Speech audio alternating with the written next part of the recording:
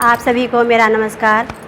रमा त्यागी Saraswati Shishu Mandir junior high school Saket Muzaffarnagar Vidya Bharati YouTube channel में आप सभी का हार्दिक स्वागत करती हूँ। आज हम कक्षा सप्तम विषय हिंदी उपविषय पद पढ़ेंगे। इससे पहले हम कुछ जानकारी प्राप्त कर लेते हैं।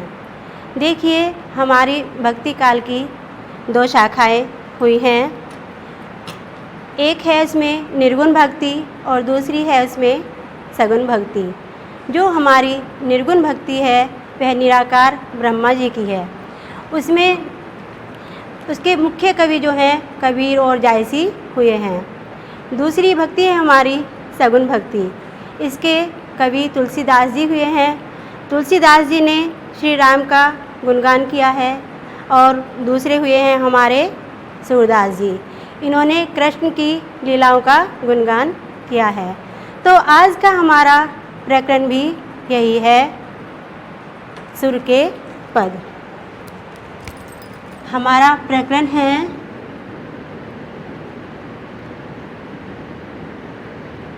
सुर के पद।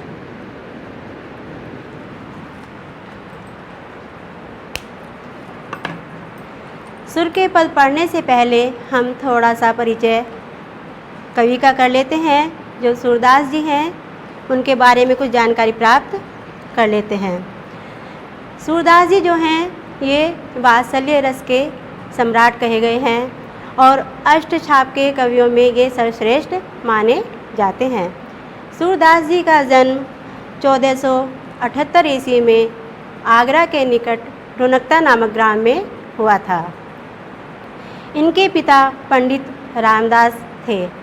ये एक सारस्वत ब्राह्मण थे। सूरदास जी जो थे कहते हैं बचपन में इनको कृष्ण की लीलाओं का गान करने का बहुत ही शौक़ था। कहा जाता है कि ये जन्मांध थे।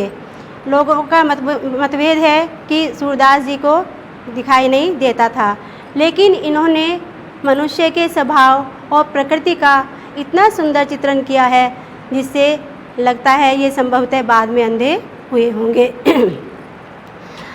सूरदास जी जो थे ये बचपन से ही कुछ विरक्त से हो गए थे और ये अपने घर से निकल गए और ये मथुरा में गौ घाट पर आकर कृष्ण की लीलाओं का गुणगान करने लगे। जब ये वहाँ पर कृष्ण की लीलाओं का गुणगान कर रहे थे तभी वहाँ पर वल्लभाचार्य जी से इनकी भेंट हुई। तब इन्होंने वल्लभाचार्य जी को अपने द्वारा स्वरचित यानी कि अपने द्वारा बनाया हुआ एक पद उनको सुनाया। वल्लभाचार्य जी इनके पद से बहुत प्रभावित हुए और उन्होंने इनको मथुरा में ही गोवर्धन पर्वत पर एक श्रीनाथ के मंदिर में भजन कीर्तन के लिए इनको रख लिया। ये वहाँ पर विनय के पद गाया करते थे। सूरदास जी जो थे बहुत अच्छे विनय के पद गाते थे और इनकी जो प्रमुख रचनाएं थी वो थी सूरसागर, साहित्य लहरी और सुरसारावली। इनको वात्सल्य रस का सम्राट इसीलिए कहा जाता है क्योंकि ये बहुत अच्छा सा वर्णन कृष्ण भगवान की भक्ति का करते थे। अनन्य प्रेम ये उनसे करते थे। सूरदास जी का जो था मन कृष्ण की भक्ति में इतना लगता था, इतना लीन हो जाते थे, वे अन्यत्र देवी देवताओं को नहीं मानते थे। सूरदास जी की जो मृत्यु हुई वो 1400 इनकी मृत्यु 1583 ईस्वी में स्थान था पारसोली, वहाँ पर इनकी मृत्यु हुई है। तो सूरदास जी के बारे में हमने थोड़ा सा परिचय जान लिया है। अब हम इनकी रचनाओं को पढ़ते हैं। देखिए, सूरदास जी का पद है पहला, अब के राखी लेहूँ भगवान। क्या कह रहे हैं सूरदास जी?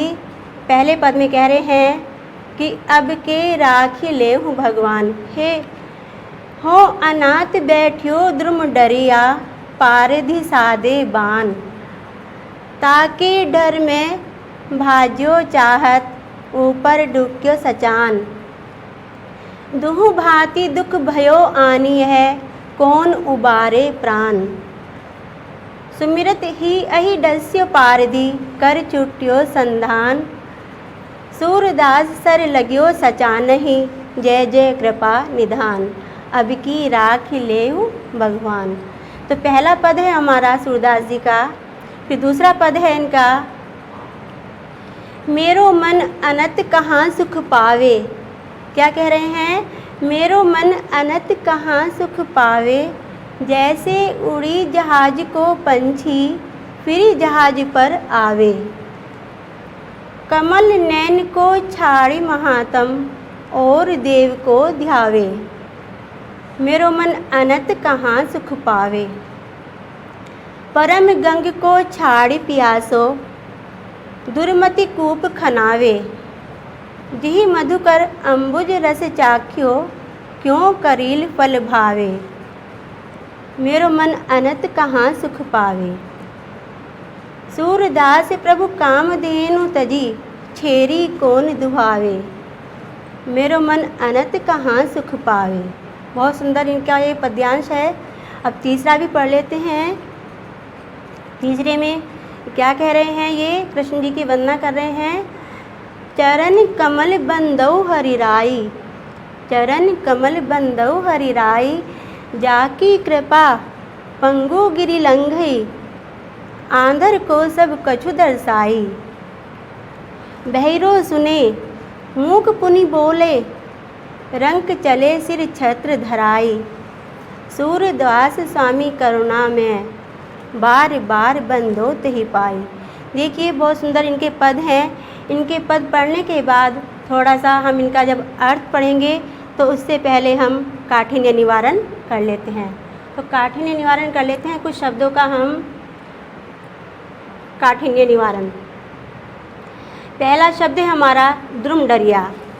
द्रुमडरिया कहते हैं पेड़ की डाली। जो हमारा वृक्ष होता है उसकी जो शाखाएं होती हैं उनको कहते हैं पेड़ की डाली। सचान, सचान ये है बाज। बाज एक पक्षी है जो छोटे पक्षियों का शिकार करता है, तो उसको कहा गया है सचान यानी कि बाज। अनत, अनत कहते हैं अन्यत्र, दूसरी जगह। खनावे, खनावे कहते हैं खुदवाए।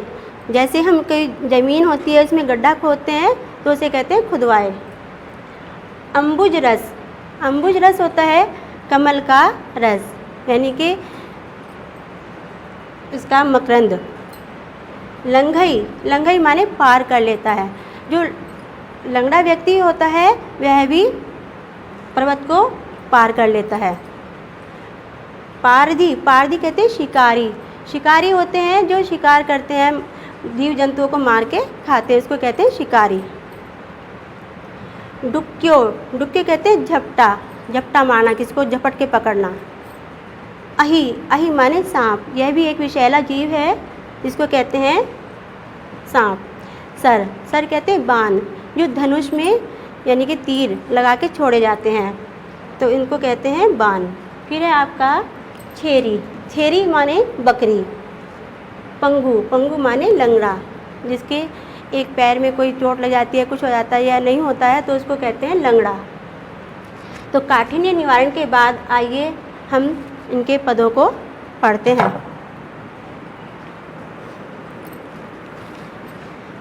सूरदास के पद।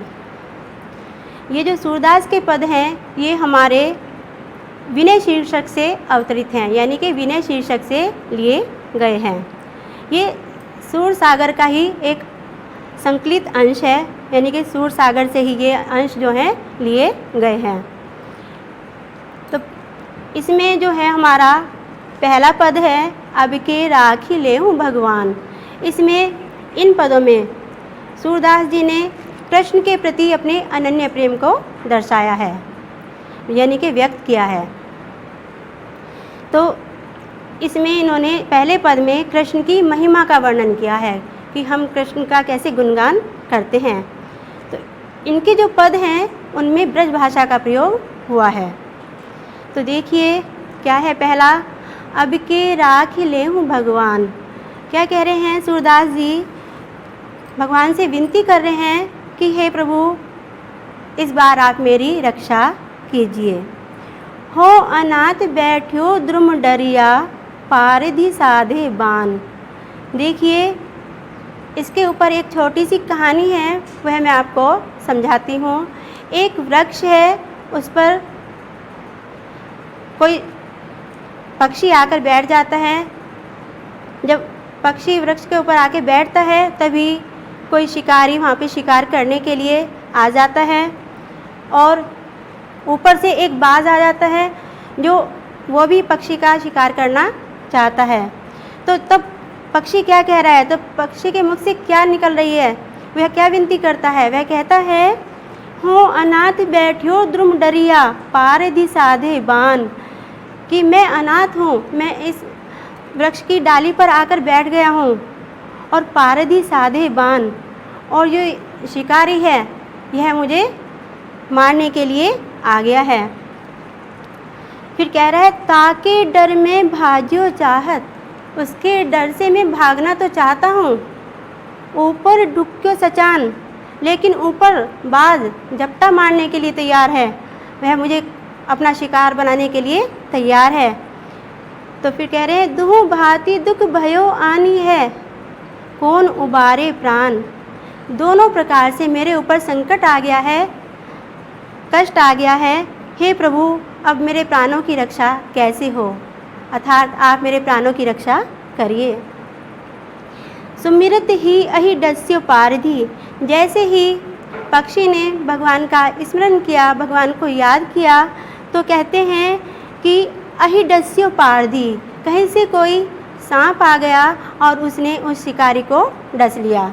जैसे ही सांप ने शिकारी को डसा, कर छुट्यो संधान, उसके हाथ से धनुष से जो बाण है लगा हुआ, जो पक्षी को मारना चाहता था, वह छूट जाता है और वह बाण जो है उसको सचान को जाकर लग जाता है, बाज को जाकर लग जाता है। तो आप समझ गए होंगे, जैसे ही सांप आता है वो शिकारी को डसता है और शिकारी के हाथ से तुरंत बाण छूट जाता है और जाके वो पक्षी को नहीं लग के वो बाज को लग जाता है, तो बाज वहाँ से मर जाता है और पक्षी जो है वहाँ से अपने प्राणों की रक्षा कर लेता है, उड़ जाता है। सूरदास सर लग्यो सचान ही, जय जय कृपा निधान। देखो, सूरदास जी कहते हैं कि वह बाण जो है बाज को जाके लग गया, तो हे ऐसे दयालु प्रभु की हम जय जयकार करते हैं। दोनों प्रकार से प्रभु ने उसकी बहुत अच्छी तरह से रक्षा करी। जब हम संकट में होते हैं, प्रभु को याद करते हैं, तो प्रभु हमारी रक्षा अवश्य करते हैं। यही इसमें समझाया गया है। तो हमें प्रभु का स्मरण करते रहना चाहिए। अब दूसरा पद है इनका, मेरो मन अनत कहाँ सुख पावे। तो इसमें दूसरे पद में भी जो सूरदास जी हैं, उन्होंने यहाँ भक्त की जो है भगवान के प्रति अटूट आस्था दिखाई है कि कैसे जो भक्त होता है भगवान के प्रति अपना विश्वास रखते हैं, उस पर अपना मन तन समर्पित कर देते हैं। देखिए, मेरो मन अनंत कहाँ सुख पावे। क्या कह रहे हैं सूरदास जी कि जब मुझे प्रभु भक्ति का मार्ग मिल गया है, तो मुझे अन्यत्र कहीं सुख मिलने वाला नहीं है, मुझे और कहीं सुख मिलने वाला नहीं है। जीवात्मा परमात्मा की अंश स्वरूप है। जो हमारा जीव है, कहते हैं ये परमात्मा का ही अंश स्वरूप होता है। तो इसमें जैसे उड़ी जहाज को पंछी फिर जहाज पर आवे, ये जो बात समझाई गई है, ये हमारी समझाई गई है। मन की जो हमारी तुलना की गई है, वो हमारी जहाज पर बैठे पक्षी से की गई है। जैसे कोई पक्षी जहाज़ पे आके बैठ गया है, तो उसी प्रकार से हमारे मन की तुलना की गई है कि कैसे हमारे मन को कहाँ संतुष्टि मिलती है। तो क्या कह रहे हैं कि जैसे उड़ी जहाज को पंछी फिर जहाज पर आवे। कोई पक्षी यदि अथाह सागर समुद्र में किसी जहाज़ पे आके बैठ जाता है, तो उसको जब वो उड़ता है तो अन्यत्र उसको कोई भी सहारा, कोई भी किनारा उसको नहीं मिलता। वह थक हार के फिर जहाज़ पर आकर बैठ जाता है, अर्थात उसका विश्रांति स्थल जो है परमात्मा ही है। उसको कहीं भी कोई सुख शांति उसको नहीं मिलती है। कहते चारों तरफ घूमने के बाद वह फिर अपना आकर जहाज़ पर ही बैठ जाता है। इसी प्रकार से हमारा मन भी चारों तरफ भटक जाता है, घूम जाता है, कभी किसी में लग जाता है, लेकिन फिर भी हमें जो शांति मिलती है वो प्रभु के चरणों में ही मिलती है। कह रहे कमल नैन को छाड़ी महात्म और देव को ध्यावे, परम गंग को छाड़ी प्यासो दुर्मति खूब खनावे। कह रहे हैं ये तो ठीक उसी प्रकार से हुआ। सूरदास जी कहते हैं जैसे कमल नैन कहते हैं विष्णु भगवान को, कि कोई विष्णु भगवान की महिमा को छोड़कर, छाड़ी कहते हैं छोड़कर, और देव को ध्यावे, अन्य देवी देवताओं की पूजा करें, क्योंकि हमारे आराध्य देव जो होते हैं हमें उन्हीं की पूजा करनी चाहिए। तो इसमें यही बताया गया है, परम गंग को छाड़ी प्यासो दुर्मति कूप खनावे, कि जैसे कोई प्यासा श्रेष्ठ गंगा को छोड़ के मूर्ख बुद्धि, दुर्मति कहते हैं मूर्ख बुद्धि, कुआं खुदवाने लगता है। तो यह तो ठीक इसी प्रकार से हुआ कि हमें जो है सुख मिलता है वो भगवान के चरणों में ही मिलता है, भगवान की पूजा में ही मिलता है। अन्य देवी देवताओं की पूजा में हमें वह सुख नहीं मिलने वाला। तो जिहि मधुकर अम्बुज रस चाख्यो, यह ठीक उसी प्रकार से है जैसे किसी भंवरे ने, मधुकर कहते हैं भंवरा, अम्बुज रस कहते हैं कमल का रस। तो जैसे किसी भंवरे ने यदि कमल के रस का पान कर लिया है तो क्यों करील फल भावे, उसको कड़वे फल का रस क्यों भाएगा। किसी को भी अच्छा नहीं लगता, कड़वा जो रस होता है वह किसी को भी स्वादिष्ट नहीं लगता। तो वही कह रहे हैं सूरदास जी कि जिसने कृष्ण की भक्ति को पा लिया है उसे अन्य देवी देवताओं की भक्ति अच्छी नहीं लगेगी, वह उसको तुच्छ ही प्रतीत होगी। आगे क्या कहते हैं सूरदास जी, सूरदास प्रभु काम धेनु तजी छेरी कौन दुहावे। ठीक उसी प्रकार से जैसे जो कामधेनु गायें होती है वे हमारी सभी मनोकामनाओं को पूर्ण करती है, तो कहते हैं कि कामधेनु को तज के छेरी कौन दुहाए। छेरी यानी कि बकरी, बकरी का दूध कौन दुहेगा, अर्थात बकरी का दूध किसी को भी अच्छा नहीं लगेगा, क्योंकि कामधेनु का जो दूध माना गया है वो हमारे लिए अमृत के समान होता है। तो बहुत अच्छा वर्णन इसमें सूरदास जी ने किया है। तो आपको समझ में आया होगा, पूरे श्लोक का यही अर्थ है कि हमारा जो मन है, हमारे जो जीवात्मा है वो परमात्मा का ही अंशस्वरूप है, उसको अन्यत्र सुख शांति मिलने वाली नहीं है। जैसे उस पक्षी को कहीं और किनारा सहारा नहीं मिलता, वह फिर घूम फिर के जहाज़ पर ही आकर बैठ जाता है, ठीक उसी प्रकार से हमारे मन को भी अन्यत्र सुख शांति नहीं मिलने वाली। तो चलिए पढ़ते हैं इनका तीसरा पद्यांश। चरण कमल बंदो हरिराई, जाकी कृपा पंगु गिरिलंघई, आंधर को सब कुछ दर्शाई। देखिए इसमें भी सूरदास जी ने कृष्ण की महिमा को अपरंपार बताया है कि उनकी महिमा अपरंपार है। उनके चरणों की वंदना करते हुए कहते हैं कि इनके चरणों का प्रभाव जो है बहुत ही व्यापक है। कमल चरण कमल बंदो हरिराई, मैं ऐसे जो कमल रूपी चरण हैं मैं उनकी वंदना करना चाहता हूँ। तो कह रहे हैं इसमें कि जब प्रभु की कृपा हो जाती है हम पर, तो कहते हैं कि असंभव कार्य भी हमारे संभव हो जाते हैं। तो किस प्रकार से संभव हो जाते हैं, पढ़ते हैं। जाकी कृपा पंगु गिरिलंघे, देखो जाकी माने जिसकी, कृपा माने कृपा से, पंगु कहते हैं लंगड़ा, गिरी कहते हैं पर्वत को, लंघई कहते हैं पार कर लेता है। जिसकी कृपा हो जाने पर, जिनके चरणों की यदि कृपा हो जाए तो लंगड़ा व्यक्ति भी कहते हैं पर्वत को पार कर लेता है, उसको भी वह आसान लगता है, पर्वत को पार करना भी इसको आसान लगता है। आंधर को सब कुछ दर्शाई, और जो अंधा व्यक्ति होता है उसको भी सब कुछ दिखाई देने लगता है, वह गुप्त को प्रकट कर लेता है और उस शक्ति को प्राप्त कर लेता है। जो उसको दिखाई नहीं देता यानी कि जो गुप्त होता है उसको भी वह देख लेता है। बहिरो सुने मूक पुनि बोले, सूरदास जी कहते हैं यदि उनके चरणों की कृपा हो जाए तो बहिरा व्यक्ति जिसको सुनाई नहीं आता है वह भी सुनने लग जाता है। और मूक पुनि बोले, मूक कहते गूंगा व्यक्ति, और कहते हैं उनकी कृपा हो जाने से गूंगा व्यक्ति फिर से बोलने लग जाता है। रंक चले सिर छत्र धराई, जब उस प्रभु की कृपा हो जाती है तो कहते हैं रंक माने गरीब, गरीब व्यक्ति भी ऐसे चलता है जैसे कोई राजा जा रहा हो, अपने सिर पर छत्र धारण करके ऐसे चलता है जैसे कोई राजा चल रहा हो। सूरदास स्वामी करुणा में बार बार बंदो ही पाई। सूरदास जी कहते हैं, स्वामी कहते हैं प्रभु को, करुणा में कहते हैं दयालु, दया के सागर की तही कहते हैं उनको पाई, कहते पाने के लिए। सूरदास जी कहते हैं ऐसे दयालु भगवान को पाने के लिए मैं बार बार उनकी वंदना करता हूँ, मैं बार बार उनको प्रणाम करता हूँ। तो इसमें तीसरे पद्यांश में सूरदास जी ने यही समझाया है कि हमें किस प्रकार से प्रभु की आराधना करने से क्या फल मिलता है, हमारे कैसे असंभव कार्य भी संभव हो जाते हैं।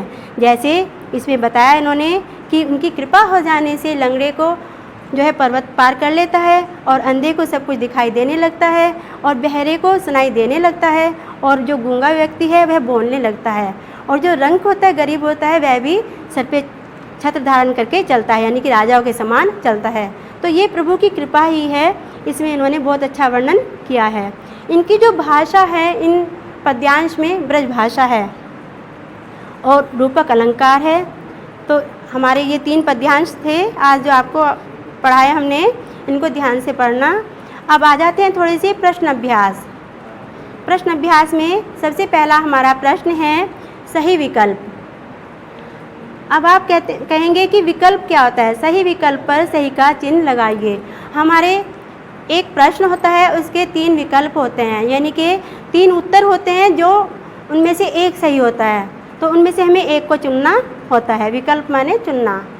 तो हमारे पहला प्रश्न है, प्रस्तुत कवियों में कवि ने किसके प्रति अपने अनन्य प्रेम को व्यक्त किया है। जैसा हम पढ़ रहे थे कि किसके प्रति अपना प्रेम व्यक्त कर रहा है। नंबर पहला विकल्प है हमारा तुलसीदास के प्रति, श्री राम के प्रति या श्री कृष्ण के प्रति। तो किसके प्रति कर रहा है वो? श्री कृष्ण के प्रति। तो हमारा राइट उत्तर हुआ इसका श्री कृष्ण। प्रश्न 2 है हमारा, कवि सूरदास ने अपने मन की जहाज पर बैठे तुलना किससे की है। तो अभी हमने जैसे श्लोक में पढ़ा था, नंबर 1 इसका विकल्प है पक्षी, नंबर 2 मनुष्य, नंबर 3 पशु। तो पक्षी तो जहाज़ पे आके बैठता है, तो इसका सही उत्तर हुआ हमारा पक्षी। नंबर 3 हमारा प्रश्न है, कविता में कवि बार बार किसकी प्रार्थना कर रहा है। तो कवि किसकी प्रार्थना कर रहा है बार बार? श्री कृष्ण की।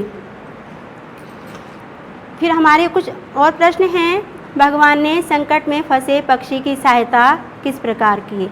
जब पक्षी हमारा संकट में फंस जाता है तो भगवान उसकी किस प्रकार से रक्षा करते हैं। तो आपने पढ़ा था, सुमिरत ही अहि डस्यो पारधी कर छुट्यो संधान। जैसे ही पक्षी को मारने के लिए शिकारी तैयार होता है तो सर्प आके उसको डस लेता है, अर्थात शिकारी के हाथ से वह बाण छूट जाता है और वो बाज को जाके लग जाता है, तो पक्षी की रक्षा हो जाती है। ईश्वर की कृपा से अंधे और लंगड़े व्यक्ति को क्या लाभ पहुंचता है। हमने पढ़ा था अभी श्लोक में,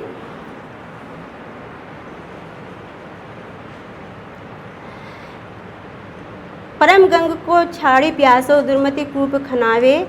देखो, जाकी कृपा पंगु गिरि लंगे आंधर को सब कुछ दर्शाई, चरण कमल बंदो हरिराई। इस पद्यांश में हमने इसका उत्तर पढ़ा था। क्या कह रहे हैं कि ईश्वर की कृपा से अंधे व्यक्ति को जो है दिखाई देने लगता है, और जो लंगड़ा व्यक्ति होता है जिसको चला नहीं जाता, वह भी पर्वत को पार कर लेता है। तो यह सब किसकी कृपा से होता है? प्रभु की कृपा से होता है। अब प्रश्न नंबर 3 है, प्रभु की कृपा से रंक राजा कैसे बन जाता है। देखिए, जब प्रभु की कृपा हो जाती है, उसके चरणों की कृपा हो जाती है प्रभु के, तो जो रंक होता है, गरीब होता है, वह भी राजा बन जाता है। अब कुछ प्रश्न आए हैं हमारे, कवि प्रभु के किस प्रकार के चरणों की वंदना कर रहा है। अब ये प्रश्न है हमारा, तो हमने पढ़ा था यहाँ पे, चरण कमल बंदो हरिराई। किस प्रकार के चरणों की वंदना करना चाहता है प्रभु? कमल रूपी चरणों की वंदना करना चाहता है। हमारे कुछ तत्सम शब्द हैं, जैसे तत्सम शब्द होते हैं हमारे संस्कृत के शब्द, तो तद्भव होते हैं हमारे अशुद्ध शब्द। यहाँ पे हमारे कुछ अशुद्ध शब्द दिए हैं, उनको हमें शुद्ध करके लिखना है। जैसे बाण, बाण। तो इसका जो संस्कृत में तत्सम शब्द बनेगा वो बनेगा बाण। तो यहाँ पे न की जगह अणे आ जाएगा। पंछी, पंछी को कहते हैं पक्षी। जैसे आपने चरण, चरण माने चरण, यहाँ पे न है तो बाद में इसका जब शुद्ध रूप लिखेंगे तो चरण बन जाएगा, अणे आ जाएगा। फ्री, फ्री माने फिर। प्राण, तो यहाँ पे भी न है, यहाँ पे अणे बन जाएगा प्राण। लग्यो यानी कि लग गया। तो ये हमारे शुद्ध रूप हैं। निम्नांकित के तुकांत शब्द लिखिए। अच्छा, अब आप समझेंगे कि तुकांत शब्द क्या होते हैं। तो तुकांत शब्द जब हम लिखते हैं तो इनका जो अंतिम वर्ण होता है वो उसके समान ही होना चाहिए। जैसे इन्होंने हमें शब्द दिया है संधान, तो इसका हमें तुकांत शब्द लिखना है, तो इसका तुकांत शब्द बनेगा सचान। देखो जैसे संधान, तो ऐसे ही हमारा क्या बना, सचान। निधान, भगवान, ये इसके होते हैं तुकांत शब्द। ध्यावे, ध्यावे, आवे की ध्वनि यदि बाद में निकल रही है तो हमें इसी प्रकार से शब्द बनाने हैं। खनावे, दुहावे। फिर अगला शब्द है हमारा धराई, तो लास्ट का जो वर्ण निकल रहा है आई, तो ऐसे बनाना हमें राई, पराई, दर्शाई। तो ये हमारे क्या होते हैं, तुकांत शब्द। अगला प्रश्न आया है, नाथ शब्द में ए उपसर्ग लगाकर अनाथ शब्द बना। यानी कि उपसर्ग जो होते हैं किसी शब्द के शुरू में जुड़कर उसका अर्थ परिवर्तन कर देते हैं। जैसे नाथ में ए लग गया, नाथ कहते हैं परमेश्वर को, और अनाथ होते हैं जिसके माता पिता नहीं होते, तो अर्थ परिवर्तन हो गया ए लगते ही। तो ऐसे ही हमारे अन्य शब्द हम बना सकते हैं। अधूरा, अमूल्य, असंतोष, अदृश्य, अपठित, अविलेय।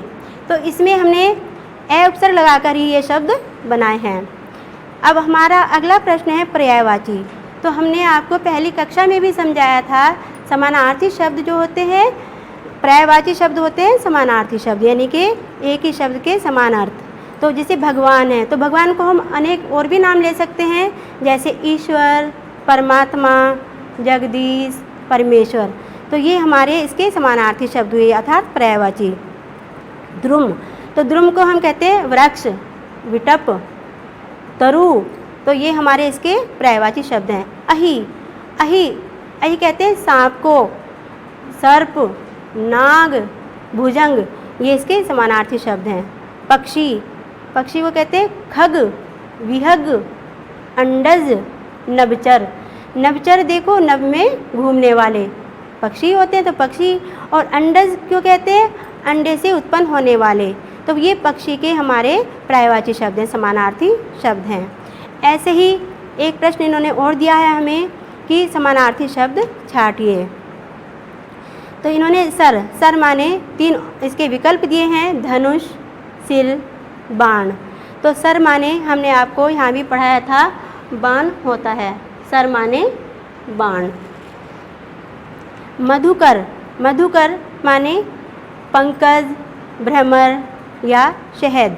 तो मधुकर माने हमने वहाँ पढ़ा था जब हम श्लोक पढ़ रहे थे, भ्रमर, भौरा। ऐसे ही अम्बुज, अम्बुज का भी समानार्थी शब्द हुआ। 3 ऑप्शन है हमारे, बादल, नभ, अरविंद। तो इसका समानार्थी शब्द हुआ हमारा अरविंद। अब आपको थोड़ा सा गृह कार्य करना है। जैसे आपने ये पढ़ा है, इस पाठ को पढ़ा है, सूरदास के पद पढ़े हैं, इनको आप कंठस्थ करेंगे, याद करेंगे। और आपको कृष्ण भक्ति शाखा के जो अन्य कवि हैं उनके बारे में भी आपको लिखना है। अन्य कवि मैं आपको नाम बता देती हूँ, जैसे मीराबाई हैं, रसखान हैं और चैतन्य महाप्रभु हैं। तो इनके बारे में आपको लिखना है। फिर आपको जो हमने ये पद्यांश पढ़ाए हैं, 3 पद्यांश पढ़ाए हैं आपको, अब की राखी ले हूँ भगवान, और दूसरा था मेरो मन अनंत कहाँ सुख पाए, और तीसरा था आपका चरण कमल बंदो हरिराई। आपको तीनों पद्यांश को वीडियो के माध्यम से अर्थ याद करना है और इनको लिखना है। धन्यवाद।